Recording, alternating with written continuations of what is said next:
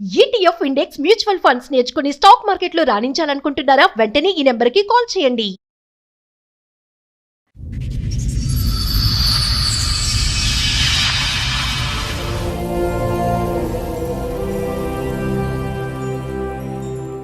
Marriage అయింది 7 years అయింది madam. దగ్గర వాళ్ళని చెప్పి చేసుకున్నాను. పుట్టింటికి వెళ్ళిపోయేటంత అయింది గొడవ. నేను లేనప్పుడు ఫోన్లో మాట్లాడింది మేడం. అదే డిలీట్ చేస్తేనే వచ్చేది. నేను ఫోన్ చేసేటప్పుడల్లా బిజీ అని వచ్చేది. నీ బిజీకో నమస్కారం బాబు. ఓ పాప పుట్టింది, నీ వల్ల పుట్టిందా ఎవరి వల్ల పుట్టింది? అవతలోడు వాళ్ళు పుట్టింది.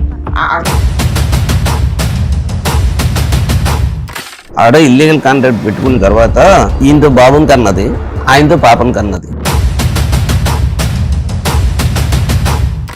వాళ్ళ ఆవిడ ఏమనట్లేదు. వాళ్ళ ఆవిడకి పిల్లలేరండి. ఇక్కడికి అంటున్నాడుగా పిల్లలు. ఇంటిగా ఉన్నా కూడా ఎవరు నమ్మట్లేదా? ఇంకా ఫోన్లో ఇంకా చాలా ఉన్నాయి సార్. ఆడు ఇంట్లో కంటే బీచ్ లోనే ఎక్కువ ఉన్నాడు. లా ఏదుందో దాన్ని మీరు ఫాలో అవ్వాలి. ఫ్యూచర్ 10 years తర్వాత ఇప్పుడు ఫాలో అయితే చెంపలు పగిలిపోతాయి. వైఫులను వదిలేసి ఆ భాస్కర్ లాంటి వాళ్ళు, భర్తలను వదిలేసి దేవి లాంటి వాళ్ళు, ఈ సొసైటీకి మీరంతా దరిద్రపు పర్సన్స్ కింద లెక్క. పేరేమో ఫస్ట్ తండ్రి పేరు పెట్టింది, నేను పుట్టిందేమో ఏం కంట అని ఆ పిల్ల క్వశ్చన్ చేసే రోజు వచ్చిన రోజు మీకంటే హీనమైన మనుషులు ఇంకొకళ్ళు ఉండరు. అమ్మ నాన్న తాత ఏదో చెప్పారు, ఆ కుటుంబం అంటే ఒకటి ఏడిస్తే వాళ్ళు చెప్పు తీసుకొని కొట్టాలి ఆ పిల్లని. విచ్చలవిడిగా తిరుగుతున్నాను హ్యాపీగా. ఎవరి లైఫ్ ఇక్కడ స్పాయిల్ అయింది? లాకి రెస్పెక్ట్ ఇస్తున్న వ్యక్తి లైఫ్ స్పాయిల్ అయిందా? లాని కాదనుకుని విచ్చలవిడిగా కనిపెట్టిన రోజు కనిపెట్టండి అని ఓపెన్ గా తిరుగుతున్న ఛాలెంజ్ చేస్తున్న అమ్మాయి లైఫ్ బాగుందా? ప్లీజ్ రిక్వెస్ట్ చేస్తున్నానండి గవర్నమెంట్ వాళ్ళని, దయచేసి ఫ్యామిలీ మ్యాటర్స్ లో 2 years లో క్లోజ్ అయ్యేలాగా డైరెక్షన్స్ తీసుకురండి. సుమన్ టీవీకి వెళ్తే మనకు ఏదో న్యాయం జరిగింది. కోర్టులకు వెళ్ళి వచ్చిన వాళ్ళు ఇక్కడికి వచ్చి మాట్లాడుతున్నారు. మనుషులు బతకాలి, మోరల్ వాల్యూస్ బతకాలి, వివాహ బంధం బతకాలి. నమస్తే. సుమన్ టీవీ సమర్పిస్తున్న పద్మవ్యూహం కార్యక్రమానికి స్వాగతం. మరి ఈ కార్యక్రమంలో మనతో పాటు ఉన్నారు ప్రముఖ హైకోర్టు అడ్వకేట్ రమ్యాకుల గారు. నమస్తే మేడం. నమస్తే. ప్రముఖ సైకియాట్రిస్ట్ డాక్టర్ కళ్యాణ్ చక్రవర్తి గారు. నమస్తే సార్. నమస్తే మేడం. కుమార్ గారు ఆయన సమస్య చెప్పుకోవడానికి ఇక్కడి వరకు వచ్చారు. ఆయన సమస్య ఏంటో అడిగి తెలుసుకుందాం. షూర్ అండి. హలో అండి, అలా అండి. ఎక్కడి నుంచి వస్తున్నారు? అదే అనకాపల్లి జిల్లా బుచ్చిపేట మండలం మేడం. ఓకే, చెప్పండి ఇక్కడ వరకు దేనికి వచ్చారు, ఏంటి సమస్య? సమస్య ఫ్యామిలీ సమస్య మేడం. ఓకే, మ్యారేజ్ అయింది 7 years అయింది madam. Love marriage arranged? Arrange marriage. Okay, దగ్గర వాళ్ళని చెప్పి చేసుకున్నాను. అమ్మాయి ఏమో సరిగా ఉండేది కాదు, ఇంటి దగ్గర ఉండేది కాదు. ఓకే, మీ వయసు ఎంత అప్పుడు? అప్పుడు 24 అలా ఉంటుంది మేడం. అమ్మాయిది? అమ్మాయిది ఒక 22 అలా ఉంటుంది. Okay okay. మీరేం చేస్తారు? అమ్మాయి ఏం చేస్తుంది? కంపెనీలో చేస్తాను మేడం, ప్రైవేట్ కంపెనీ. అమ్మాయి ఏమైనా వర్క్ చేస్తా? అమ్మాయి అయితే హౌస్ వైఫ్ మేడం, ఇంటి దగ్గర ఉంటుంది. పిల్లలు ఉన్నారా మీకు? ఒక బాబు పుట్టాడు మేడం. బాబు పుట్టక ముందు నుంచే వాళ్ళ ఇంటి దగ్గర వెళ్ళిపోయేది అనమాట. ఓకే. పెళ్ళైన ఎంతకాలం మీరు మంచిగా ఉన్నారు? ఎప్పుడు ఆవిడ వెళ్ళిపోయింది? 3 months వరకు బాగుంది మేడం. బాగున్నారు. 3 months తర్వాత ఏదో ఒక గొడవ పెట్టుకొని నేను బయటికి డ్యూటీకి వెళ్ళేటప్పుడు. ఓహో, మీ ఇంట్లో ఎంతమంది ఉంటారేంటి? అమ్మ నాన్న నేను. ఓకే. చేసుకున్న తర్వాత ఆవిడ పెళ్ళైన 3 months బాగుంది, తర్వాత ప్రెగ్నెన్సీ వచ్చిందా? తర్వాత వాళ్ళ పుట్టింటికి వెళ్ళిపోయింది మేడం. ఓకే. పుట్టింటికి వెళ్ళిపోయి ఓ 3 months తర్వాత మళ్ళీ నా దగ్గరికి పెద్ద మనుషులు పంచాయతీ పెట్టుకుని తెచ్చుకున్నారా? పెద్ద మనుషుల పంచాయతీ పెడితే తీసుకొచ్చాను. 3 నెలలు బాగానే ఉన్నారన్నారు కదా, ఇంతకు ఏం గొడవ మీద ఆవిడ పుట్టింటికి వెళ్ళిపోయేటంత అయింది గొడవ? గొడవ అంటే మేడం తనేమో మేము బాగానే చూసాం, 3 months బాగానే చూసుకున్నాం. నేను ఇంటి దగ్గర లేని టైంలో ఎవరికైనా ఫోన్ చేసి మాట్లాడడం. అంటే ఎవరు ఉన్నాడా? ఉన్నాడనేసి అప్పుడు అనుమానం ఉండేది నాకు. అది నిజమే అయిపోయింది ఇప్పుడు. అంటే ఎలా తెలిసింది, ఎవరనేది తెలిసిందా? నేను లేనప్పుడు ఫోన్లో మాట్లాడింది మేడం. అదే డిలీట్ చేస్తేనే వచ్చేసరికి. ఉండేటప్పుడు వచ్చేసరికి డిలీట్ చేసేది. ఒకసారి ఏమో నేను పక్కన ఉండగా ఫోన్ చేసింది. ఎవరు అడిగేసరికి కొద్దిగా దూరం వెళ్ళిపోయి నెంబర్ అది డిలీట్ చేసింది. చేసిన తర్వాత అది లేదు ఇంకా అప్పటి నుంచి నా దగ్గర ఎక్కడ దొరికిపోతున్నావు అనేసి నా దగ్గర ఉండట్లేదు అప్పటి నుంచి. బాబు పెళ్ళైనాక ఎంతకాలం ఉంది నీతో మొత్తంగా?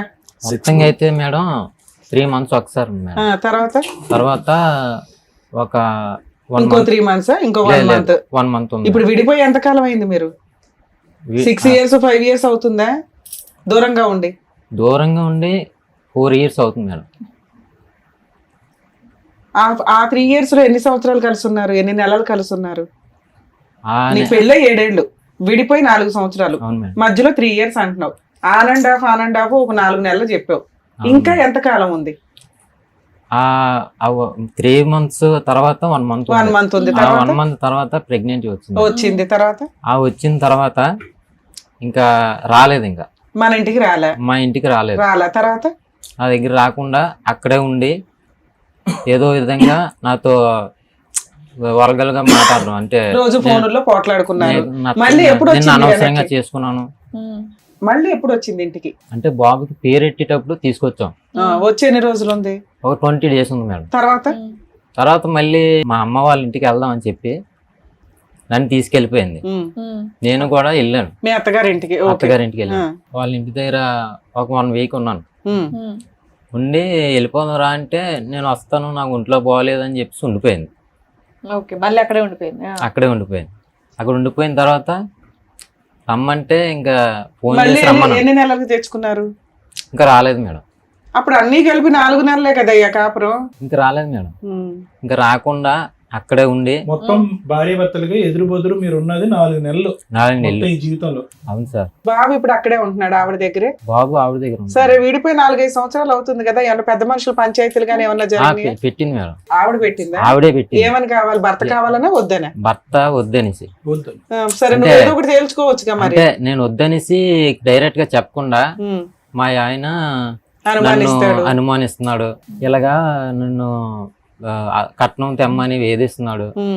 మా ఊర్లో స్టేషన్ ఉంది మేడం, ఆ స్టేషన్ లో కేసు పెట్టింది అది. అది బాబు పుట్టిన అంతా అప్పుడే మేడం. ఆ టైంలో పెట్టింది. 1 year నేనే వాళ్ళ ఇంటికి వెళ్ళేవాడిని. వెళ్తే పెద్ద మనుషులు కూడా చెప్పారు, అది రావట్లేదు కదా నువ్వే వెళ్ళు అని చెప్పేసి తవ్వు పెడితే వెళ్ళాను. వెళ్తే రానిచ్చేవాళ్ళ ఇంట్లోకి? రానిచ్చేవారు మేడం. నన్ను వాళ్ళ ఇంటి దగ్గర ఉండమనేవారు, అంతేగాని ఆ అమ్మాయిని మా ఇంటికి పంపించేవారు కాదు. ఎందుకు నిన్న వాళ్ళ ఇంట్లో వెళ్ళరకం లాగా ఉండడానికి కారణం ఏంటి? ఉండమనటానికి ఆవిడకి రావడం ఇష్టం లేదు.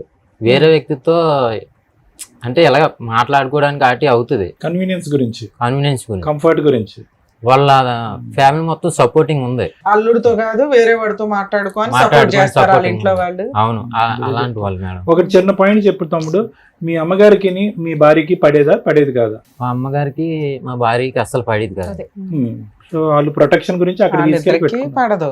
ఈయనక అనుమానం అయినా వెళ్తాడు, ఇంతేగా. ఇక్కడ ఎంత జరుగుతుంది? ఏం గొడవ పడేవారు మీ అమ్మగారు ఆవిడ? ఏ విషయంలో గొడవ పడేవారు? అసలు మా అమ్మ మంచిది కాదంట, కలిసి ఉండేవదంట ఎవరిని. మీరు ఉన్నదే 4 నెలలు, ఇంకా ఆవిడ విడగొట్టింది ఎక్కడ ఉంది ఇందులో? ఈ బాబు పుట్టిన తర్వాత తగు పెట్టారు మేడం.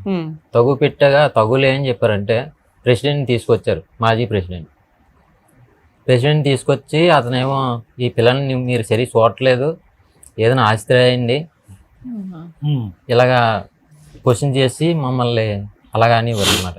అంటే మేము చూడకపోవడం ఏంటి, ఆ పిల్లకి ఇష్టం లేక వెళ్ళిపోతుంది అనేసి మా వాళ్ళందరూ చెప్పేవారు. మా పెద్ద మనుషులు అందరూ తెలుసు నా గురించి. చెప్తే లేదు తప్పు ఆ పిల్లదే అనేసి అయినా సరే ఎవరో నమ్మేవారు కాదు. అయినా సరే ఆ తగు అయిపోయిన తర్వాత ఆ అబ్బాయినే మా ఇంటికి రమ్మానండి అని చెప్పేసి మళ్ళీ నేను వాళ్ళ ఇంటికి వెళ్ళేవాడిని. ఆ బాబు గురించి వెళ్ళేవాడిని. ఎంతకాలం వాళ్ళ ఇంట్లో ఇళ్ళ రకం కింద ఉన్నావు? వచ్చేవాడు పూర్తిగా ఉన్నావా? రాత్రి బాబు నేను డ్యూటీ చేసుకుని వెళ్ళి చూసి వచ్చాను. వెనక్కి వచ్చేసేవాడు. సో బాబుని చూడటానికి వెళ్ళేవాడు. బాబుని చూసి అలా ఎంతకాలం వెళ్ళావు? 1 year వరకు వెళ్ళాను. ఓ, మరి మీ ఇంట్లో ఉన్నది 4 నెలలు, నువ్వు వాళ్ళ ఇంటికి వెళ్ళి రావటం అనేది 1 సంవత్సరం. 1 year వరకు వెళ్ళాను సార్. ఆ 1 year తర్వాత మళ్ళీ కేసు పెట్టింది. నేను వెళ్ళిన తర్వాత కూడా ఎందుకు రాత్రి ఉండకుండా వెళ్ళిపోతున్నావునా? నేను 3 months మా నాన్నకి బాగలేదు, మా నాన్నగారికి అంటే డ్రింకింగ్ అది చేస్తుంటాడు. దానివల్ల బాగలేదంటే హాస్పిటల్ తీసుకెళ్ళడానికి కానీ 3 నెలలు వెళ్ళలేదు. ఈ 3 నెలలు రాలేదు కదా అని చెప్పేసి నా మీద కేసు పెట్టింది. మీ ఆవిడకి ప్రాబ్లం అక్కడ మీ ఇంట్లో మీ మమ్మీ డాడీతో ఉండడం అనేది అర్థం అవుతుంది కదా, మరి మీరు సపరేట్ కాపురం పెట్టలేకపోయారా?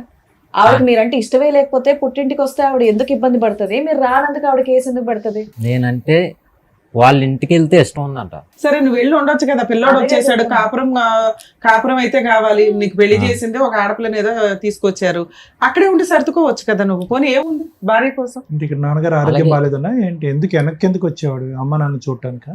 అమ్మ నాన్న చూడడానికి వచ్చింది సార్. వచ్చిన తర్వాత ఎంత దూరం వాళ్ళ ఊరు మీ ఊరు? ఒక 7 కిలోమీటర్స్ ఉంటుంది సార్. 7 కిలోమీటర్లకేనా? మీరు ఎవరు వచ్చారు మీతో పాటు? ఆయన ఎవరు? మా మావయ్య. మేనమామ. ఓకే. ఏం కావాలి? కాపురం రావట్లేదండి. ఎక్కడికి? మీ ఇంటికే రావాలని మీరు అంటున్నారు. మేము అక్కడ ఉండం, అత్త మామలతో కలిసి మా ఇంట్లో ఉండండి అని వాళ్ళు ఆఫర్ ఇస్తున్నారు. ఇన్నిసార్లు పెద్ద మనుషులు ఏం పంచాయతీ చేశారు? ఇప్పుడు తర్వాత మేము ఏం చేసామంటే మీద రేకుల షెడ్ అలా వేసుకుందాం. ఎక్కడ? ఆ ఇంట్లోనే రేకుల షెడ్ వేద్దాం ఓ పక్కన. మేడం మీద మేడం అదే కింద పైన పోర్షన్, పైన ఒక రేకుల షెడ్ వేసి ఎండ ఉంచుదామని. దాన్ని సపరేట్ కాపురం అంటున్నారు మీ దృష్టిలో, ఎందుకంటే వేరే వంట, కింద అత్తమామలు ఉంటారు, వీళ్ళు పైన ఉంటారు. దానికి ఒప్పుకున్నారా వాళ్ళు? రాలేదు మేడం. మీ ప్రపోజల్ మీటింగ్ కి రాలేదా? రాలేదు సార్. రాకపోతే తర్వాత నేను 1 year తర్వాత వెళ్ళలేదు మేడం. ఎందుకు? వాళ్ళు వేధించింది అనమాట. ఏమని వేధించింది? నేను ఫోన్ చేసేటప్పుడల్లా బిజీ అని వచ్చేది. నీ బిజీకో నమస్కారం బాబు. మేడం ఒకటే, ఆడ ఇల్లీగల్ కాంట్రాక్ట్ పెట్టుకున్న తర్వాత మళ్ళీ ఆయనతోటి పాపను కన్నది, ఈయనతో బాబుని కన్నది, ఆయనతో పాపను కన్నది. ఎవిడెన్స్ అన్ని ఉన్నాయి మేడం. నాంచి 2 సంవత్సరాల తర్వాత 498 కేసు కూడా పెట్టింది. ఇది ముందు జరిగింది మేడం, నేను చెప్పిందంతా ముందు జరిగింది. అవునా? ముందు జరిగింది. ఈ 5 సంవత్సరాలు ఏం జరిగిందమ్మా అంటే పంచాయతీలు జరిగినాయి అనే చెప్తున్నావు. ఓ పాప పుట్టింది, నీ వల్ల పుట్టిందా ఎవరి వల్ల పుట్టింది? అవతలోడి వల్ల పుట్టింది మేడం. నువ్వు వెళ్తున్నావు కదా, సంవత్సరం పాటు వెళ్ళావు కదా, మీకేం ఫిజికల్ రిలేషన్ లేదా? ఫిజికల్ నేను బాబు 2020 మేడం బాబు పుట్టాడు. అప్పటి నుంచి 1 year పాటు వెళ్ళాను నేను. ఆ 21 నుంచి వెళ్ళాలా నువ్వు? వెళ్ళలేదు కదా, నా మీద కేసు పెట్టింది. మళ్ళీ 498 మళ్ళీ రావట్లేదు, మా ఆయన నన్ను అనుమానిస్తున్నాడు అలాగే అని చెప్పేసి కేసు పెట్టింది. ఇదంతా ఓకేనండి, ఆ పాపదేంటి పరిస్థితి? పాప వయసు ఎంత? సింపుల్ లెక్క తేలిపోద్ది. పాప వయసు ఎంత? ఆ పాప ఎప్పుడు పుట్టిందంటే 2024 ఏప్రిల్లో. నీ విజిట్స్ లేనప్పుడు పుట్టింది పాప. నీకు ఆవిడకి ఎటువంటి? 498 కేసు కూడా రిజిస్టర్ అయిందా? ఎఫ్ఐఆర్ అయిందా? ఎఫ్ఐఆర్ అయింది. కాపీ తెచ్చారా? ఓకే, ఒక ఎఫ్ఐఆర్ అయ్యింది. ఆ తర్వాత ఆవిడ ప్రెగ్నెంట్, ఒక పాప పుట్టింది. అతను పెళ్లి చేసేసుకుందా? సహజీవనమా? సహజీవనంగా ఉంటుంది. ఇద్దరు కలిసి ఉంటున్నారు. కలిసి ఉంటున్నారు. మరి ఏదో పిలుచుకొని మ్యూచువల్ డైవర్స్ తీసుకోవచ్చు కదా, మీకేం కావాలి? అంటే నేను అడుగుతున్నాను, ఇలాగా మామూలుగా నువ్వు వెళ్ళిపోయావు కదా, నేను ఏమనుకోను, ఎందుకని నేను చాలా నష్టపోయి ఉన్నాను అనేది నేను అంటే, లేదు నా సామానం కావాలి, బాబుకి ఏమైనా రాయాలి, అలాగైతేనే నేను డైవర్స్ ఇస్తాను లేకపోతే ఇవ్వను అని. సరే, నువ్వు వేసుకోవచ్చు కదా కోర్టులో, డైవర్స్ కేసు వేసుకోవచ్చు కదా. వేసుకున్నాను. ఓకే, వేసుకుంటే అది బాబు పాప తర్వాత అతను పెళ్లి చేసుకుందా? Living contract. ఆ ఇంట్లోనే ఉంటారా? ఒక ఇంట్లోనే ఉంటారా ఇద్దరు? చోడవరం దగ్గర. అబ్బాయికి కూడా మ్యారేజ్ అయింది అంట మేడం. అయితే పిల్లలు లేరంట. మీరు ఎవరు పెద్ద మనుషులు డైరెక్ట్ గా వాళ్ళ ఇంటికి వెళ్ళి నిలదీలేకపోయారా? ఏంటమ్మా మరి ఏమన్నారు? ఒప్పుకోవట్లేదు. అంటే ఒప్పుకోవటం కాదండి, వాళ్ళు ప్రోత్సహిస్తున్నారా? అంటే ఇంట్లో వాళ్ళు ప్రోత్సహిస్తారు. కోర్టులో కూడా ఒప్పుకోవట్లేదు మేడం. అవతలతో కలిసి ఉన్నట్టుగా ఒప్పుకోవట్లేదు. అవతలతో కలిసి ఉండేది. సెకండ్ ప్రెగ్నెన్సీ ఎలా వచ్చింది? పాప తండ్రి ఎవరు, ఏం పేరు రాశారు, ఇవన్నీ అడగాలి కదా మీరు. కోర్టులో డిఎన్ఏ పెట్టామా? డిఎన్ఏ టెస్ట్ చేసి నాకు డైవర్స్ ఇవ్వండి అనేసి మేము పెట్టాం. పాప కూడా నీ బిడ్డే అంటది ఆవిడ. అలాగే రాసి పెట్టింది సార్. దానికి ఏమైంది? డిఎన్ఏ ఒప్పందం కౌంటర్ వేసేస్తున్నారు. డిఎన్ఏ టెస్ట్ పెట్టండి, వాళ్ళు టెస్ట్ కి రావట్లేదు. నువ్వు రెడీ? నేను రెడీ చేశాను. ఆవిడ కలిసి ఉంటున్నది బైక్ వాషింగ్ చేస్తుంటాడు. చోడవరంలో చోడవరం అటు బైక్ వాషింగ్ చేస్తాం. ఏంటి ఏవో నీ దగ్గర ఆధారాలు ఉన్నాయని అంటున్నారు? ఉన్నాయి సార్. ఏంటి చెప్పండి. ఎవరు? వాళ్ళిద్దరు ఫోటోలా? ఎలా సంపాదించారు మీరు? అదే ఇన్స్టాగ్రామ్ లో పెట్టుకుంటా. ఓపెన్ గా పెట్టిందా? ఓపెన్ గా పెట్టి కోర్టుకు వచ్చి నాకేంటి ఈ ఫోటోలు నిజం కాదు, ఆ పిల్ల నా భర్తకే పుట్టింది అన్నది పెట్టేసింది. ఈయన వాష్ చేసుకుంటాడో లేదు కానీ కారు వాష్ చేస్తాడు వీడు. Bike washing. వాళ్ళ ఇంట్లో వాళ్ళు కూడా మాట్లాడలేదా? వాళ్ళ అమ్మ నాన్న ఇంత ఇదిగా ఉన్నా కూడా ఎవరు నమ్మట్లేదా? అంటే పెద్దల ద్వారా తేల్చుకుందాం, నా సామాన్లు నాకు ఇచ్చి బాబు పేరుని ఏదైనా రాసి డబ్బులను నా సాయిరు నాకు ఇచ్చాను, నేను విడాకులు ఇచ్చేస్తాను అంటుంది. ఇల్లీగల్ కాంట్రాక్ట్ పెట్టుకున్న తర్వాత నీకు ఎలా ఇస్తామని చెప్పి అదే, నేను అన్నాను సార్. ఇంత అన్యాయం అయిన తర్వాత మేము మళ్ళీ నష్టపరిహారం ఇస్తాం చాలా అని అన్నట్టు కేసులు మీరు పట్టుబట్టారు అంతే కదా. Yes sir. ఇంత బహిరంగంగా ఫోటోలు తీసుకుని ఇంకా ఇది ఒక్కడిది ఇతని ఫోటో మేడం, అదే మిగతా వాళ్ళందరూ ఆ హీరో. ఇంకా ఫోన్లు ఇంకా చాలా ఉన్నాయి సార్. ఆడు ఇంట్లో కంటే బీచ్ లోనే ఎక్కువ ఉన్నట్టు. ఫోన్ చూపెట్టరు తమ్ముడు. ఈ ఫోటోలన్నీ ఎక్కడ దొరికినాయి మీకు? అవన్నీ Instagram ఇన్స్టాగ్రామ్ లో. ఏంటి మళ్ళీ డైరెక్ట్ పోస్ట్ చేసుకున్నారు కూడానా? అవునండి. ఓ నాయనో. ఆవిడ ధైర్యం ఏంటండి? ఇంకో అంటే face, ఇంకో బ్లూ నేను ఆ ఫోటోలు చూసి నేను మ్యూచువల్ డైవర్స్ ఇదిగమ్మా. ఇచ్చేస్తాను. ఏంటి బుల్లెట్ కూడా నడుపుతుందా లేదంటే ఆడికి అడిగే బుల్లెట్? వాడి బుల్లెట్. వారిని అయ్యో రామా, ఇంత దారుణంగా ఉన్నా సరే నాకు కేసు తేలట్లేదు అని చెప్పి నా బాధ. చాలా అన్యాయం రా తమ్ముడు, చాలా. నేను మళ్ళీ కౌంటర్లు వేస్తుంటుంది. మళ్ళీ కౌంటర్లు వేస్తుంది, పాప డిఎన్ఏకి రావట్లేదు. అతనికి పెళ్ళైంది అన్నారు కదా, మరి వాళ్ళ ఆవిడ ఏమనట్లేదు వాళ్ళ ఆవిడకి పిల్లలేరట మేడం. అని దేనికైనా ఇక్కడికి అంటున్నాడుగా పిల్లలు. ఆ పిల్లలు లేకపోతే ఆవిడ వదిలేశారనేసి తెలిసింది. ఓ ఇవిడు చాలా బిజీ మేడం. మీరైతే ఇవిడతో డివోర్స్ తీసుకోవడానికి రెడీగా ఉన్నారు నేనైతే రెడీ మేడం. కోర్టులో రన్ అవుతుంది మేడం. అనేసి కోర్టులో రన్ అవుతుంది. ఇన్స్టాగ్రామ్ లో వీడియోలు చేస్తున్నాడా? అబ్బా బాబా. సార్ విన్నారుగా, మీరేమంటారు? అసలు ఎక్కడ ఇది అతకనటువంటి ప్రయాణం ఎందుకు మొదలైందో మనకు అయితే తెలియదు. ఎందుకు వ్యక్తిత్వాల పరంగా చూసుకున్నా అంటే కొన్ని ఫోటోలు మీరు చూశారు, చూసిన దాన్ని బట్టి వ్యక్తి యొక్క మనస్తత్వం ఎలా ఉంటుందని కొంతవరకు ఐడెంటిఫై చేయగలం. నేను కానీ మేడం వాళ్ళు కానీ చాలా వరకు ఏంటంటే నీలో చాలా నెమ్మదైనటువంటి మనిషి, అమాయకత్వం కనిపిస్తుంది.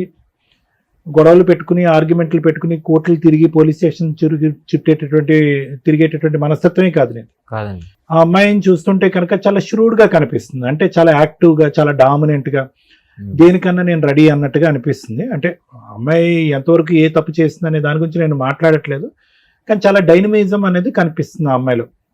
ఎంత కాదనుకున్నా కూడా ఒక 5-6 years బ్యాక్ వెనక్కి వెళ్తే కనుక నువ్వు ఇంకా సన్నంగా బక్కగా ఉండుంటావు, ఇంకా అమాయకంగా ఉండుంటావు. ఆ అమ్మాయి చూస్తుంటే కనుక ఇంకా చిన్న వయసు కాబట్టి ఆ అమ్మాయి ఇంకా డామినెంట్గా అగ్రెసివ్గా ఉంటుంది అనేది అనిపిస్తుంది నాకు. అంటే ఇప్పటికీ కూడా మీరు చూపెట్టినటువంటి ఫోటోల్లో 2024కి సంబంధించినటువంటి ఫోటోలు ఎక్కడా కూడా అమ్మాయి యొక్క మానసిక పరిస్థితి కానీ, ఆలోచించే శైలి కానీ, ఆ తీరు కానీ ఫోటోలు తీసుకోవటం తప్ప డాక్టర్ గారు అంటే కనుక ఎవరితో ఫోటోలు తీసుకోవాలో వాళ్ళతో తీసుకోకుండా పిల్లల్ని ఇంటా వంట వదిలేసి రకరకాల దారులు తిరుగుతూ వేరే వ్యక్తులతో అంత బహిరంగంగా ఫోటోలు వీడియోలు తీసుకుంటూ పబ్లిక్ ప్లాట్ఫామ్ మీద టెలికాస్ట్ చేస్తూ ఉండేటటువంటి వ్యక్తి యొక్క వ్యక్తిత్వాన్ని ఏమంటారు? ఫోటోలు వీడియోలని మనం తప్పు పట్టట్లేదు. ఇక్కడ సంసార జీవితాన్ని, పెళ్లిని నిలబెట్టుకోలేనటువంటి పరిస్థితి. సరే, మీకు వేరే మీ అత్తగారి దగ్గర సమస్యలు ఉండొచ్చు, మీ మామగారి దగ్గర సమస్యలు ఉండొచ్చు, రకరకాల ప్రాబ్లమ్స్ ఉండొచ్చు. కానీ అవేంటంటే ఒక పెద్దల సమక్షంలో ఒకసారి తప్పు చేస్తే కనుక ఇంకోసారి తప్పు సర్దుకుని దిద్దుకుని కాపురాన్ని నిలబెట్టుకునేటటువంటి ప్రయత్నం చేయకుండా ఇది ఇక్కడే వదిలేసి అక్కడ వేరే జల్సాలు చేస్తూ ఫోటోలు తీసుకుంటూ వీడియోలు తీసుకుంటూ పబ్లిక్ ప్లాట్ఫామ్ మీద టెలికాస్ట్ చేసుకుంటూ నాకేమీ లెక్కపత్రం అనిపించట్లేదు, నేను ఇలాగే ఉంటాను అనేటటువంటి వ్యక్తిత్వాన్ని మనం ఏమంటాం? అది ఎవరికి వాళ్ళుగా ఎవరు ఆలోచన శైలికి మనం వదిలేద్దాం. ఎందుకంటే ఆ ఫోటోలు మీరందరూ కూడా ఎవరైతే ప్రేక్షకులు చూస్తున్నారో బహిరంగంగా చూడలేదు కాబట్టి బహుశా మీరు అంత విశ్లేషించడం కష్టమేమో. కానీ అవి చూసిన తర్వాత నాకేమనిపిస్తుంది అంటే వీళ్ళిద్దరికీ, కుమార్కి కానీ లేదంటే ఆ అమ్మాయికి కానీ మొదటి నుంచి మిస్ మ్యాచ్. ఆ అమ్మాయి ఏంటంటే ఇండివిజువాలిటీ, ఇండిపెండెంట్, అవైతే నాకు చాలా క్లియర్ కట్ గా కనిపిస్తుంది. హ్యాపీగా ఉండాలి, ఫ్రీగా ఉండాలి, తనకు కావాల్సినటువంటి జల్సా జీవితాన్ని తను బ్రతకాలి. ఒక పెళ్లి అనేటటువంటి మూడు వేసినంత మాత్రాన వంటింట్లో ఉంటూ అత్తమామలు చెప్పేటటువంటి విధంగా ఉండేటటువంటి వ్యక్తిత్వం కాదు. అది తప్ప డాక్టర్ గారు అంటే కనుక అది తప్పు అని నేను అనట్లేదు. అది ఆ అమ్మాయి స్టైల్ ఆఫ్ లివింగ్. అది క్లియర్ కట్ గా ఫోటోల్లో కానీ ఏది మీ పెళ్ళి అయినటువంటి 4 years తర్వాత, ఇద్దరు పిల్లలు కన్నా తర్వాత వాళ్ళు ఆ విధంగా బహిరంగంగా ఉండటం అనేటటువంటిది ఎంత తెగింపు అనేది నా ప్రశ్న. బహిరంగంగా ఒక పక్క నుంచి ఈ బిడ్డ, ఆ బిడ్డ, అక్కడే కుమార్కి చెందినటువంటి బిడ్డలే, అతనితో కన్నటువంటి బిడ్డలు అనేటటువంటి వ్యక్తి కోర్టు వరకు వచ్చి ఈ బిడ్డల్లో మీ పాప కూడా అతని పాపే అన్నట్టుగా వాదించినటువంటి ఒక వ్యక్తి ఈరోజు పబ్లిక్ గా ఆ విధంగా పిక్చర్స్ రిలీజ్ చేస్తూ కూడా ఇంకో విధంగా వాదిస్తుంది అంటే కనుక ఆ అమ్మాయి యొక్క ఆలోచన శైలి ఏంటి అనేది మనకు ఎక్కడ పోతాం. కానీ ఏంటంటే ఆ అమ్మాయికి ఎక్కడ కూడా పెళ్లి కంటే ఇక్కడికి వచ్చింది కానీ ఇక్కడ ఉండేటటువంటి ఉద్దేశం లేదు. ఎందుకంటే వ్యక్తిత్వంగా మీరు నచ్చలేదా, లేదంటే మీ ఇంటిల్లపాది నచ్చలేదా, లేదంటే మీ ఇంటి వాతావరణం నచ్చలేదు అనేది నాకు తెలియదు. 7 kilometers దూరంలో ఉన్న తన పుట్టిల్లు అలవాటైంది అమ్మాయికి చిన్నప్పటి నుంచి. అది పెంపకం లోపం అనొచ్చా, లేదంటే బాగా లాడి చేసి పెంచారా, అల్లారు ముద్దుగా పెంచారా, ఆ అమ్మాయి తప్పులు చేస్తున్నా తప్పులు క్షమించేస్తూ నువ్వు ఇలా ఉండొచ్చు అనేటటువంటి విధంగా పెంచారనేది మనకు తెలియదు, కానీ ఎక్కడో చోట పెంపకం లోపం అనేది కనిపిస్తుంది. ఎందుకంటే ఆ విధంగా అమ్మాయి ఈ రోజు మీరు చూస్తుంటే ఆ ఫోటోలు ఆ వీడియోలు అవి చూస్తుంటే ఎంతో కొంత తల్లిదండ్రుల యొక్క కంట్రోల్ ఉంటే కనుక, తల్లిదండ్రుల యొక్క భయం ఉంటే కనుక, మందలించేటటువంటి తల్లిదండ్రులు ఒక చెప్పు చేతుల్లో ఉంటే కనుక ఈ రోజు అమ్మ ఫస్ట్ ఇది సరిదిద్దుకో, నీ పిల్లల యొక్క భవిష్యత్తు చూసుకో, మర్యాదపూర్వకంగా విడాకులు తీసుకో, గౌరవప్రదంగా విడాకులు తీసుకో, తర్వాత నీకు కావాల్సినటువంటి వాళ్ళతో ఉండు, పెళ్లి చేసుకో అనేటటువంటి విధంగా ఒక కంట్రోల్ బటన్ అనేటటువంటిది ఆ అమ్మాయి పుట్టింట్లో ఉంటే కనుక ఈ దురదృష్టకరమైన పరిస్థితి ఆ అమ్మాయి వల్ల ఇంకో జీవితం ఇలా నష్టపోవటం, తనకన్నటువంటి 2 పిల్లల యొక్క భవిష్యత్తు పాడయ్యేటటువంటి పరిస్థితి రాకుండా ఉండేది. ఆ విధమైనటువంటి కంట్రోల్ లేకపోవటం వల్ల ఏమైంది అంటే ఈరోజు ఆ అమ్మాయి తన ఇష్టానుసారం విచ్చలవిడియాన్ని నేను అన్న కానీ ఇష్టానుసారం ఉంది. తను పోగొట్టుకునేది ఏం లేదు, నష్టపోయింది ఏమీ లేదు. ఈరోజు అర్థమైందండి, చాలా సింపుల్ అయిపోయింది ఆ అమ్మాయి లైఫ్. ఎందుకంటే కోర్టుకి వెళ్ళటం, ఏదో చెప్పటం, వాయిదాలు తీసుకోవటం, వెళ్ళటం, వాయిదాలు తీసుకోవటం, స్టైల్ గా వస్తుంది సార్, స్టైల్ గా వచ్చి వెళ్ళిపోతుంది అంతే. అక్కడ తనకు కావాల్సినటువంటి జీవితం ఆ అబ్బాయి ఇస్తున్నాడు, ఆ అబ్బాయి ప్రసాదిస్తున్నాడు. వాళ్ళిద్దరు చూస్తుంటే కనుక ఎక్కడ తగ్గేటట్టు, భయపడేటట్టు, ఉండేటట్టు అనిపించట్లేదు. సో ఆ అమ్మాయికి అక్కడ ఒక జాలీ హ్యాపీ లైఫ్ అనేటట్టు తను అనిపిస్తుంది.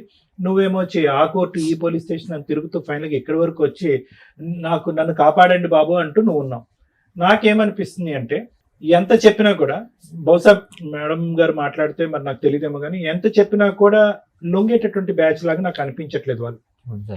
ఎందుకు కంఫర్ట్ జోన్ లో ఉండేటటువంటి వాళ్ళని నువ్వు పనిష్ చేయాలని అనుకుంటున్నావు, సుఖాలు సంతోషం మధ్య ఉండేటటువంటి వాళ్ళని శిక్షించడానికి ప్రయత్నం చేస్తున్నాం. ఆ అమ్మాయి ఏంటి, ఎప్పుడు కంఫర్టే కోరుకుంది. మీ ఇంటి దగ్గరకు వచ్చి కంఫర్ట్ కొనుక్కుని పుట్టింటికి వెళ్ళిపోయింది. పుట్టింట్లో ఉంటూ మీరు వద్దు అని చెప్పి వేరే వ్యక్తితో తిరుగుతూ, మీరు చెప్పిన ఆధారాలు బట్టి తిరుగుతూ అక్కడ కూడా కంఫర్ట్ అనిపిస్తుంది. ఆ అమ్మాయిని ఏ విధంగా శిక్ష పడేటటువంటి విధంగా చేస్తాము, శిక్ష లేదంటే బాధపడి మీ యొక్క కండిషన్స్ కి తలొగ్గేటటువంటి విధంగా చేయగలమని మీరు అనుకుంటున్నారు అనేది ఒక పెద్ద క్వశ్చన్ మార్క్. ఈ వేదిక కాదు. సో అన్నిటికీ తెగించినటువంటి వాళ్ళకి, అన్ని సుఖాలకి అలవాటు పడినటువంటి వాళ్ళకి నిన్ను ఇంకా పరీక్ష పెట్టి ఇంకా ఇంకా బక్కడు అయిపోతావు, ఇంకా సన్నబడిపోతావు, నువ్వు మాట్లాడలేకపోతున్నావు, నీ నోరు ఆరిపోతుంది, నీ గొంతుకు ఆరిపోతుంది, మానసికంగా నీ మెంటల్ స్టేట్ స్టేబుల్ గా లేదు. అటువైపు తల్లిని చూసుకోవాలి, ఇంకోవైపు ఏమొచ్చి ఒక ఇంటిని చూసుకోవాలి, నీ ఉద్యోగాన్ని కాపాడుకోవాలి. అంటే ఇక్కడ ఆ అమ్మాయిని నిలదీయటానికి, ఆ అమ్మాయి ఒక జస్టిస్ అనేటటువంటి ప్లాట్ఫామ్ మీద తీసుకొచ్చి ఆ అమ్మాయి బుద్ధి చెప్పేటటువంటి ప్రయత్నంలో నువ్వు మీ అమ్మగారు ఏమైపోతారనేటటువంటి భయం ఉంది. ఆ అమ్మాయి ఏమి గొంతెత్తు కోరికలు ఏమి కోరుకోవట్లేదు. తన సామాన్ తనకి ఇమ్మంటుంది, తన అవసరాలు ఏవో ఉంటే కనుక బాబు యొక్క మెయింటెనెన్స్ ఇమ్మంటుంది. నా ఉద్దేశం ఏంటంటే అలాంటి వాళ్ళతో డి అంటే డి అని చెప్పి ఇలా రోజులు నెలలు సంవత్సరాల పాటు నువ్వు ఎక్కువ కోట్లు తిరిగి నువ్వు హరించిపోయి నీ ఆస్తిపాతులు కరిగిపోయే ముందే నువ్వు కొద్దిగా తెలివిగా వ్యవహరించి ఈ పట్టుదల అనేటటువంటి ఒక మెట్టు దిగి నువ్వు ఆ అమ్మాయికి కావాల్సిన ఏదైనా మినిమల్ నీడ్స్ ఉంటే కనుక అవి ప్రొవైడ్ చేసి బాబుకు కావాల్సినటువంటి మెయింటెనెన్స్ ఇచ్చి డైవర్స్ తీసుకుని నువ్వు బయటపడి నువ్వు ఒక పెళ్లి చేసుకుని నువ్వు సుఖపడు. ఇప్పుడు నీ వయసు ఎంత? 32కి నువ్వు ఒక 62 ఇయర్స్ సంబంధించినటువంటి వ్యక్తికి జీవితాన్ని అంతా చూసినట్టున్నావు. సో ఇదైతే కనుక నా ఉద్దేశం. నాన్న ఆవిడతో మాట్లాడటం చెప్పు. వాళ్ళ తాతయ్య ఉన్నారు కదా సార్, వీళ్ళు మిస్సెస్ వాళ్ళ తాతయ్య, వీళ్ళిద్దరిని లోపల పెట్టేసి తలుపు దగ్గర కాపలా ఉంటాడండి. మీరు మీ భార్యతో మీరు హ్యాపీగానే ఉన్నారుగా? హ్యాపీ. దయచేసి మీరు ఏంటంటే ఆ అబ్బాయి బ్రెయిన్ ఇంకెక్కువ పొల్యూట్ చేయకండి. నేను వినండి, వాళ్ళు లైవ్ లో ఇప్పుడు ఇక్కడికి వచ్చి డాన్స్ చేయమన్నా రెడీగానే ఉంటారు. లోపల పెట్టి బయట తాతల్ని ముత్తాతల్ని కాపలా పెట్టవలసినటువంటి అవసరం లేదు. ఎందుకంటే పబ్లిక్ గానీ వీడియోస్ ఫొటోస్ రిలీజ్ చేశారు. మేము ఓపెన్, చూసిన వాళ్ళు ఆనందించండి, ఏర్చపడే వాళ్ళు ఏర్చపడండి, కోపం తెచ్చుకున్న వాళ్ళు కోపం తెచ్చుకోండి అన్నట్టుగా ఆ అమ్మాయి బహిరంగంగా చూపెడుతుంది. ఎందుకు ఆ అబ్బాయిని ఇంకా ఎర్రెక్కిస్తారు మీరు? నేను చెప్పేది సింపుల్ లాజిక్. బయట పట్టడానికి ఒక సింపుల్ మార్గం ఒకటి ఉంది. ఈ తిరుగుళ్ళు, ఈ డబ్బులు ఖర్చు పెట్టుకోవాలి, ఈ కోట్లు, ఈ లాయర్లు అనేటంటే సింపుల్ గా అమ్మాయికి ఏది కావాలో అది క్లియర్ చేసుకోండి. ఎవరికో పెట్టుబడి పెట్టండి. సొంత కొడుకు మెయింటెనెన్స్ అడుగుతుంది. మెయింటెనెన్స్ ఏమనండి, ఒక స్కూల్ ఫీజు విడాకులు తీసుకోనండి, హ్యాపీగా మళ్ళీ జీవితాన్ని ప్రారంభిస్తాడు. ప్రెసిడెంట్లు, వైస్ ప్రెసిడెంట్లు, పంచాయతీలే చెల్లుబాటు ఉంది. ఎవరు మాట్లాడితే మాత్రం అమ్మాయి వింటది. అమ్మాయి అన్నిటికీ మొండివారిపోయి ఉంది. That's our life. మన ముందు ఒక భార్య బాధితుడు కూర్చున్నాడు. దేవి అనే మహిళ గురించి మనం ఈ రోజున మాట్లాడుకోవాలి. ఆవిడ్ని ఉంచుకున్న భాస్కర్ అనే ఒక పురుషుడు గురించి మాట్లాడుకోవాలి. ఎప్పుడు కూడా మన సాంప్రదాయాలు కానీ, లా అండ్ ఆర్డర్ కానీ, ఒకప్పుడు బాల్య వివాహాలు, సతీ సహగమనాలు, విడో మ్యారేజెస్, ఇట్లా ఏవో మార్పులు చెందుతాయి. అప్పట్లో లేవు, తర్వాత మారినాయి. మళ్ళీ మహిళలు కిరసనాయిలు, డౌరీ డెత్స్ ఒక 2 decades వరకు కూడా చాలా సివియర్గా ఉన్నాయి. ఆడపిల్లగా పుట్టడం కంటే నరకం ఇంకొకటి లేదు అనే స్టేజ్. ఆడపిల్ల పుడితే ఇంకా చచ్చిపోయినట్టే లెక్క, ఇంకా అమ్మాయి ఉంది అనేది డౌట్ఫుల్. అంత serious dowry harassments, dowry deaths నుంచి ఈ రోజున మహిళలే చంపేసి ఏం చేసుకుంటారో చేసుకోండి అనే స్టేజిలో సోషల్ మీడియాలో వాళ్ళే ఇన్ఫ్లుయెన్సర్గా, వాళ్ళే యూట్యూబ్ ఛానల్స్ లేకపోతే ఏదో వీడియోలు చేసుకుంటూ నేను ఎంత హ్యాపీగా ఉన్నానో చూడరా అనే రేంజ్లో వీడియోలు చేస్తూ రెచ్చగొడుతున్నారు సొసైటీని. ఈ స్టేజ్లో ఉన్నప్పుడు లా ఏది ఉందో దాన్ని మీరు ఫాలో అవ్వాలి. ఫ్యూచర్ 10 years తర్వాత ఇప్పుడు ఫాలో అయితే చెంపలు పగిలిపోతాయి. 10 years ఆగండి మీరు ముసలోళ్ళు అయ్యేదాకా, అప్పుడు మీరు అనుకునే స్వేచ్ఛా జీవితాలు వస్తాయి. ఈ రోజు లా ఏంటి? మీరు అక్రమ సంబంధాలు పెట్టుకోవాలంటే మాకు ఫ్రీడమ్ ఉంది, మేము ఎవరితోనన్నా తిరుగుతాం, దేనితోనన్నా తిరుగుతాం. వైఫులను వదిలేసి ఆ భాస్కర్ లాంటి వాళ్ళు, భర్తలను వదిలేసి ఏం పేరయ్యా పేరు అనాలన్నా కూడా కష్టంగానే ఉంది. ఆ దేవి లాంటి వాళ్ళు. ఈ సొసైటీకి మీరంతా దరిద్రపు పర్సన్స్ కింద లెక్క. అదేంటి మేడం వ్యక్తిగత స్వేచ్ఛను మీరెవరు పాయింట్అవుట్ చేయడానికి? అంటే ల్యాండ్ ఆర్డర్ ఒకటి ఏడ్చింది కదా. ల్యాండ్ ఆర్డర్ ఉన్నప్పుడు ఈ జనరేషన్లో మనకి లా ఏం చెప్తుందో దాన్ని ఫాలో అయ్యి ధైర్యంగా బయటకు వచ్చి మీరు వీడియోలో చేసుకొస్తారో, పెళ్ళిళ్ళే చేసుకుంటారో, పేరెంటాల్లో చేసుకుంటారో, పిల్లల్నే కంటారో ఆలోచించండి. ఈ టైంలో మీరు లాకి రెస్పెక్ట్ ఇవ్వకుండా మీరు ఏం చేసుకుంటారో చేసుకోండి అని విచ్చలవిడిగా ఎవరినో పెళ్లి చేసుకోనో లేకపోతే సహజీవనం అని లైసెన్స్ ఇచ్చేసింది కాబట్టి పిల్లల్ని కనేసి ఆ పిల్లల్ని తీసుకొచ్చి సొసైటీలో ఏమని చెప్తారు? రేపటి రోజున వాళ్ళు ఎలా పెరుగుతారో తెలుసా? వాళ్ళ ఆలోచన విధానాలు ఎలా ఉంటాయో తెలుసా? కరెక్ట్ తల్లిదండ్రులు లేక తల్లి ఎవరితో తిరుగుతుంటే ఆయన నాన్న అని పిలవాలో లేదో వాళ్ళకి పూర్తిగా తెలియదు. చిన్నపిల్లలు కాబట్టి పిలుచుకుంటూ వెళ్తారు. ఒక ఏజ్లో వాళ్ళకి తెలుస్తుంది అతను సొంత తండ్రి కాదు అని పిల్లడికి తెలుస్తుంది. మా అమ్మకి విడాకులు అవ్వకుండానే పేరేమో ఫస్ట్ తండ్రి పేరు పెట్టింది, నేను పుట్టిందేమో ఏనికంట అని ఆ పిల్ల క్వశ్చన్ చేసే రోజు వచ్చిన రోజు మీకంటే హీనమైన మనుషులు ఇంకొకళ్ళు ఉండరు. కరెక్ట్ జనాలు ఉన్నారో లేదో నాకు తెలియదు. అమ్మ నాన్న తాత ఏదో చెప్పారు, ఆ కుటుంబం అంటే ఒకటి ఏడిస్తే వాళ్ళు చెప్పు తీసుకొని కొట్టాలి ఆ పిల్లని. నాన్న మనం సొసైటీలో తలెత్తుకొని తిరగాలి, అతను వేస్ట్ ఫెలో నీ భర్త, రూపాయి కూడా పెట్టడు, మీ అత్త మామ గయ్యాళి గంపలో, ఇట్లాంటి వాళ్ళు మనకొద్దు విడాకులు ఇచ్చేద్దాం అని ఇచ్చేసి నువ్వు ఏదైనా చేసుకొని ఉంటే ఈ రోజు నీ తరపున నీ పిల్లోడు తరపున మాట్లాడడానికి ఉండేది. ఇలా ఉన్న అమ్మాయిలు ఆలోచించుకోండి, మిమ్మల్ని చాలా దారుణంగా అసహించుకోవచ్చు, డౌటే లేదు. ఎవరన్నా అసహించుకుంటారు. అలాంటి క్యారెక్టర్స్ తోటి మీరు హ్యాపీగా బతికాము అనుకుంటే ఈ రోజున మాతో పాటు మా వ్యూవర్స్ అందరూ మిమ్మల్ని చూశారు, ఇలాంటిదా ఈ అమ్మాయి, ఇలాంటి కూడా అబ్బాయి అనుకుంటారు. నెక్స్ట్ ఇందులో ఇంకా మహాతల్లులు ఉంటారు, కాంపెన్సేషన్ ఈ రేంజ్లో అడుగుతూ ఉంటారు. మీరు ఇంకా వరస్ట్ తల్లి, చేసేదేమో పనులు, అడిగే కాంపెన్సేషన్ ఓ రేంజ్లో ఉంటాయి. లా అండ్ ఆర్డర్ నిజంగా ఎవరైనా సర్వే చేస్తూ ఉంటే ఒకసారి మేము ఈ ఎపిసోడ్లు చేసేటప్పుడు వీళ్ళందరి దగ్గర అఫిడవిట్స్ తీసుకుంటూ ఉంటామండి.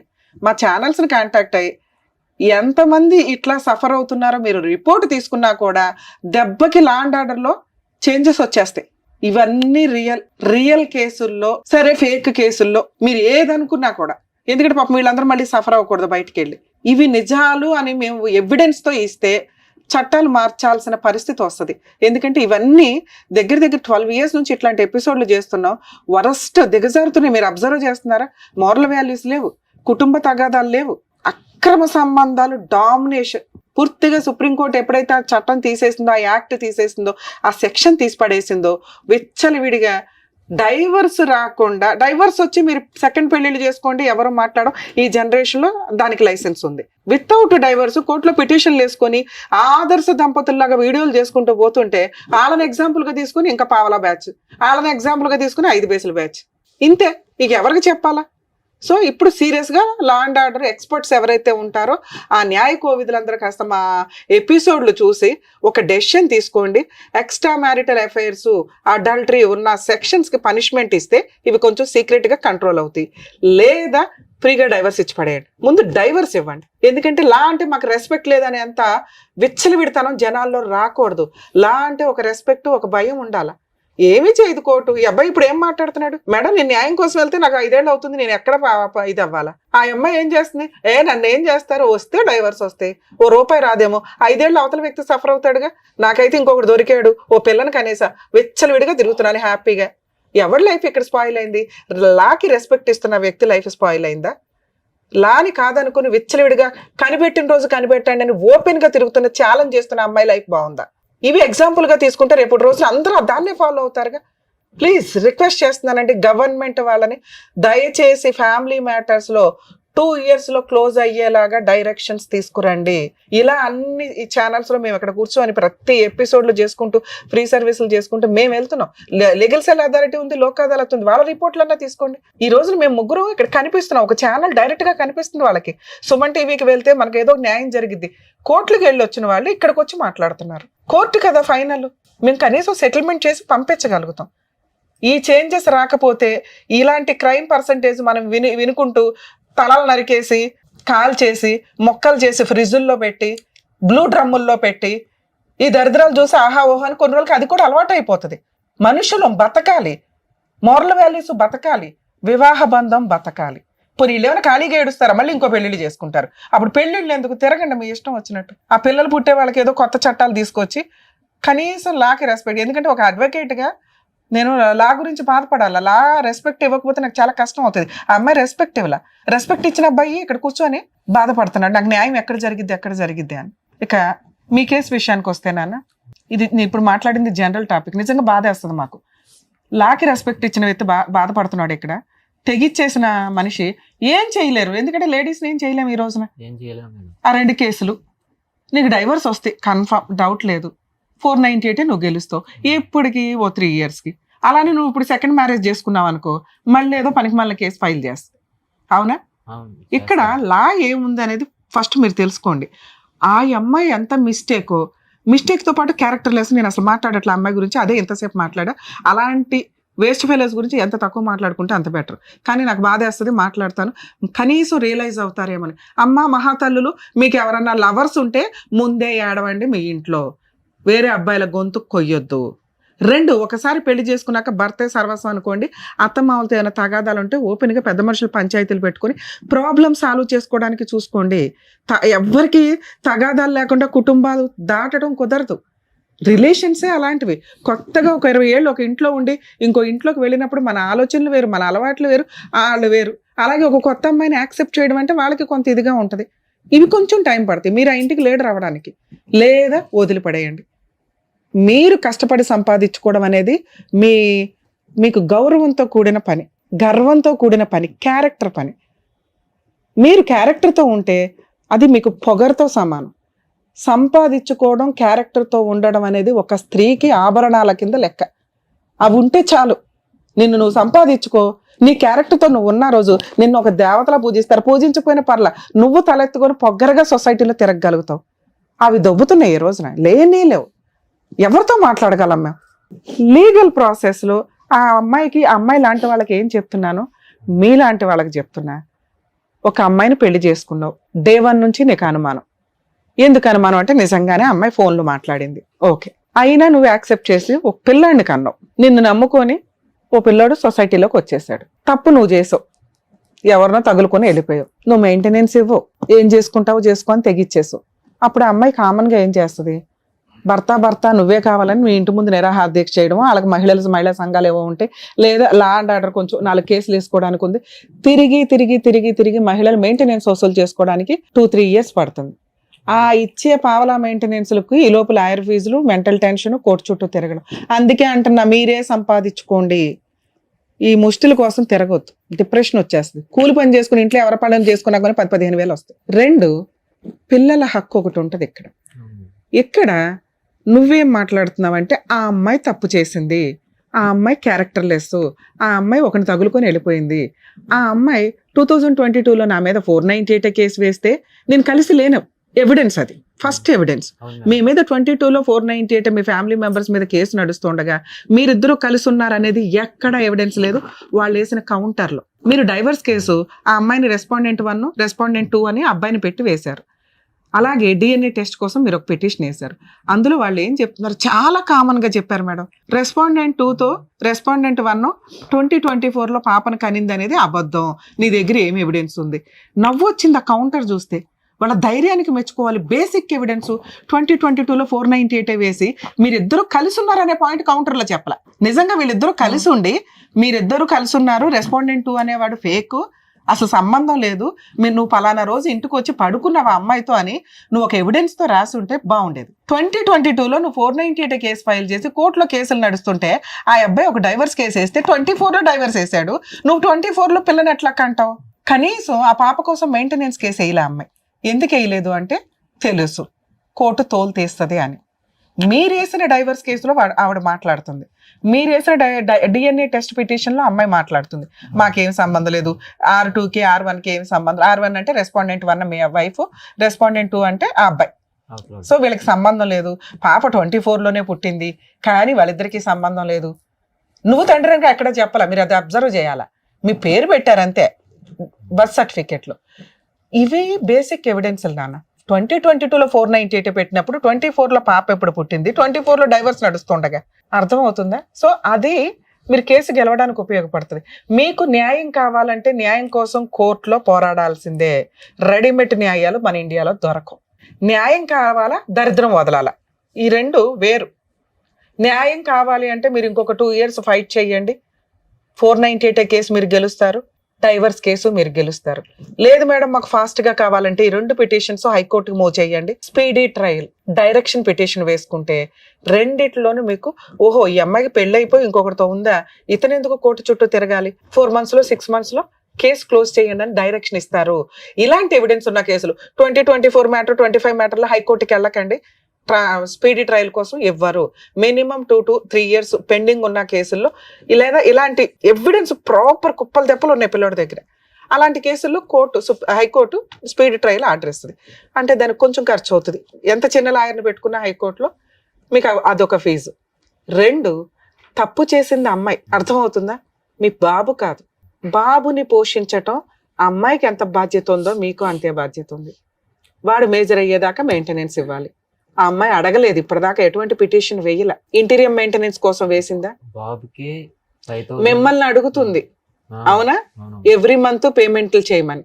ఇలాంటి పాపకి కూడా 5,000 ఇమ్మని రాసింది, పిటిషన్ వేయలే. కౌంటర్ వేరు నాన్న. కౌంటర్ అంటే సమాధానం. కౌంటర్ లో అడిగినంత మాత్రం, కౌంటర్ లో సమాధానం వేసినంత మాత్రం కోర్టు ఆర్డర్ ఇవ్వదు. అర్థమవుతుందా?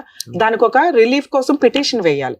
ఆవిడ అటువంటి పిటిషన్ ఏం వేయలే. మీ డిఎన్ఏ టెస్ట్ లోను నెక్స్ట్ మెయిన్ కేసు కౌంటర్ లోను రాసింది నాకు 2 పిల్లలకు మెయింటెనెన్స్ ఇమ్మానండి అని.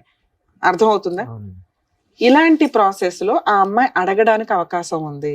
ఒక సుప్రీంకోర్టు మరి అక్కడ ఏ మేధావులు కూర్చుంటున్నారో నాకు అర్థం కాలేదు, కానీ ఆ టాపిక్ నేను అస్సలు మాట్లాడకూడదు అనుకున్నా. ఎందుకంటే ఎక్స్ట్రా మ్యారిటల్ అఫైర్స్ ఏవైతే ఉన్నాయో అవి లైసెన్స్డ్ అనే మాట ఎంత అద్భుతంగా జనాల్లోకి వెళ్ళిపోయిందో, ఇంకొక కొత్త మాట వచ్చింది, డిఎన్ఏ టెస్ట్లు లేవు. ఇబ్బంది చేశాడు కదా, మీరు ఓడిపోయినట్టు కాదు. అయితే మేడం కోర్టు డిఎన్ఏ పర్మిషన్ ఇవ్వదు. నడిచేటప్పుడు ఆగస్టులో అనుకుంటా, మొన్న 2025 ఆగస్టులో కౌన్సిలింగ్ ఇస్తానన్నారు. అదే మధ్యవర్తిగా ఒక మీడియేషన్ పెడితే అతను ఏమన్నాడంటే, మీరు ఏంటి కలిసి ఉంటారా ఇడిపోతారా, మీరు కలిసి ఉండేది అయితే కాదు, మీ ఇద్దరిదే సమస్య నాకు తెలుసు, అమ్మాయికి ఎంతో కొంత ఇచ్చాయి. ఆ అమ్మాయి ఎంత అడిగింది ఫుల్ అండ్ ఫైనల్ సెటిల్మెంట్ గా? అంటే ఆ అమ్మాయి అడుగుతుంది కదా, పెట్టినవి అన్ని అడుగుతుంది కదా, అవి ఇచ్చేయండి ఇచ్చేస్తుంది అనేసి అంటుంది కదా అని చెప్పేసి అన్నారు. అంటే నేను అన్నాను, సార్ నన్ను చాలా కేసులు అవి పెట్టిందండి.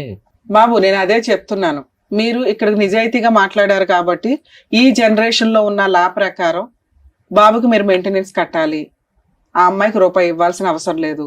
ఆ అమ్మాయి గోల్డ్ గానీ సర్టిఫికేట్ గానీ మీ దగ్గర ఏమీ లేవనే విధంగానే ఫైట్ చేసుకోండి, మీరు గెలుస్తారు. దీనికి లాయర్ ఖర్చులు అవుతాయి, కొంచెం టైం పడుతుంది. మీకు న్యాయం కావాలంటే ఇలా వెళ్ళిపోండి, ఇంకా మాట్లాడలేవు డిస్కషన్. 2వ మాట, ఆ అమ్మాయి అడుగుతుంది, ఇచ్చి దరిద్రం వదిలించుకోండి అన్న. నేను ఈ 2 వేరు చేశా. న్యాయం కావాలంటే మీరు పోరాడండి, గెలుస్తారు. అదే అడిగింది మేడం. కానీ బాబుకు మాత్రం మెయింటెనెన్స్ ఇవ్వాలి. ఆ బాబుని నేను తీసుకుంటాను అనేసి అన్నాను మేడం. బాబు నీకు విషయం తెలుసా, నన్ను మాట్లాడి నువ్వు జిడ్డు మేళం. అర్థమవుతుందా? ఆ అమ్మాయి తప్పు చేసింది కాబట్టి నాకు అన్ని ఫ్రీగా అయిపోవాలి, పిల్లాడికి నేనేం ఇవ్వకూడదు, లేదా పిల్లాడిని నాకు ఇచ్చేయండి, ఇవి తేలం. నీ జీవితంలో ఈ కేసు తేలదు. ఈయనకి ఏమైనా ఆస్తున్నా వాళ్ళ కొడుకే రాసేస్తాను అన్నాడండి. అసలు అవి రాయాల్సిన అవసరమే లేదు. ఈ రోజు ఆ అమ్మాయికి ఏం కావాలి, ఆ అమ్మాయికి ఇచ్చి పిల్లాడికి కస్టడీ ఇస్తుందా, ఇచ్చేయమనండి. ఉంచుకుంటుందా, ఓకే, మ్యూచువల్ డైవర్స్ ఒప్పుకోండి. ఇది ఫస్ట్ స్టెప్.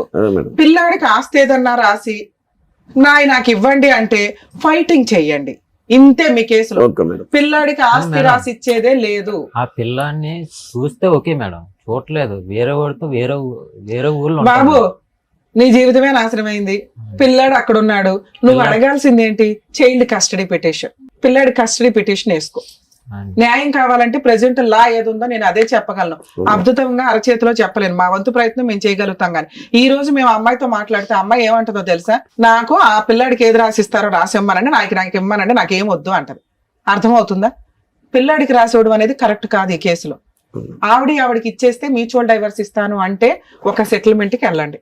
ఆవిడ ఇచ్చేది ఎప్పుడో తెలుసా? మ్యూచువల్ డైవర్స్ పిటిషన్ వేసి 498 క్లోజ్ అయ్యి మ్యూచువల్ డైవర్స్ ఆర్డర్స్ రోజు ఆవిడకి ఇవ్వండి. లేదు ఆవిడ సామాన్ ఒకటి గోల్డ్ ఒకటి విడిగా ఉందనుకోండి, అసలు నాకు తెలిసి గోల్డ్ ఏమి ఉండదు, మళ్ళీ అదేం పెద్ద గోల్డ్ ఉందేమో అని రమ్య గారు అన్నారు అని అనుకోకండి. ఆవిడకున్న సామాను ఇచ్చే రోజు mutual divorce 498 close. Evidence closing చేసుకునే రోజు ఏమైనా చిన్నగా గిలక్కాయలు ఏమైనా ఉంటే అవి ఇచ్చి పడేయండి. ఇంతే. ఇలాంటి ఒక సెటిల్మెంట్ వస్తే ఆపకండి, వెళ్ళిపోండి. ఇది నా రిక్వెస్ట్. మీలాంటి వాడు బాధపడవద్దు.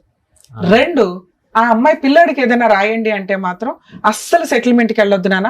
ఆడతా పాడతా ఫైట్ చేయి. అవే వేసిందే 2 కేసులు, ఒకటి నువ్వు వేసావు, ఒకటి ఆవిడ వేసింది, అన్ని గెలుస్తావు. అలాంటి అమ్మాయికి ఇచ్చే కంటే కూడా మీరు ఇది ప్రొసీడ్ అవ్వడం బెటర్. ఇంకొకటి నా రిక్వెస్ట్, చైల్డ్ కస్టడీ పిటిషన్ వేసుకోండి. చైల్డ్ కస్టడీ డైవర్స్ కేసులోనే వేసుకోవచ్చు కూడా మీరు. లేదా పిల్లాడు వేరే చోట ఉంటున్నాడంటే మీ ఇద్దరు ఉండేది 7 కిలోమీటర్స్, అంటే ఒకే జ్యూరిస్డిక్షన్. అందులో చైల్డ్ కస్టడీ పిటిషన్ ఒకటి వేస్తే పిల్లాడి కస్టడీ విజిటేషన్ రైట్స్ మీకు ఇవ్వడం స్టార్ట్ అవుతుంది. ఎప్పుడైతే విజిటేషన్ రైట్ స్టార్ట్ అవుతుందో ఖచ్చితంగా అమ్మాయి ఇప్పుడు మనం అన్న ఫిగర్ దగ్గర సెటిల్మెంట్కి వస్తుంది. ఏమి ఇవ్వకుండా డైవర్స్ అవ్వు. ఆ దరిద్రం ఏదో వాళ్ళకి ఇచ్చేసి ఫ్రీగా వదిలించుకోవడానికి చూడండి. పిల్లాడి కస్టడీ తీసుకోవడానికి చూడండి. మేడం ఈ కేసులో ఇది బెటర్ అని నా ఉద్దేశం. అమ్మ మహాతల్లి, నువ్వు ఆ ఎపిసోడ్ చూస్తే ఇప్పటికే బోడంత పాపం మూట కట్టుకున్నారు. దయచేసి మీవేమో మీరు తీసుకొని ఆ పిల్లాడి కస్టడీ అబ్బాయికి ఇచ్చేసి మ్యూచువల్ డైవర్స్ తీసుకోండి. లేదా పిల్లాడి కస్టడీ నువ్వు ఉంచుకో, నీ గిలక్కాయలేమో నీకు ఇస్తారు. కాంపెన్సేషన్ ఉండదు. పిల్లాడికి ఎటువంటి మెయింటెనెన్స్ లో ఆస్తులు రాసి ఇవ్వడాలో ఉండవు. నచ్చితే ఈ సెటిల్మెంట్ చేసుకో, లేదా మేమేమన్నా హెల్ప్ చేయాల్సి వస్తే లీగల్ గా దిగాల్సి వస్తుంది. Madam thank you madam. అదండి కుమార్ గారు. సో చాలా డీటెయిల్డ్ గా మీరు ఏం చేయాలనేది చాలా క్లియర్ గా చెప్పారు. మీరు అలా కనుక చేస్తే మీ కన్ఫ్యూజన్ అనేది పోతుంది ఫస్ట్. ఓకేనా? థ్యాంక్ యూ అండి. మంచిది. Thank you so much sir. Thank you so much madam. మరో కథతో మళ్ళీ కలుద్దాం.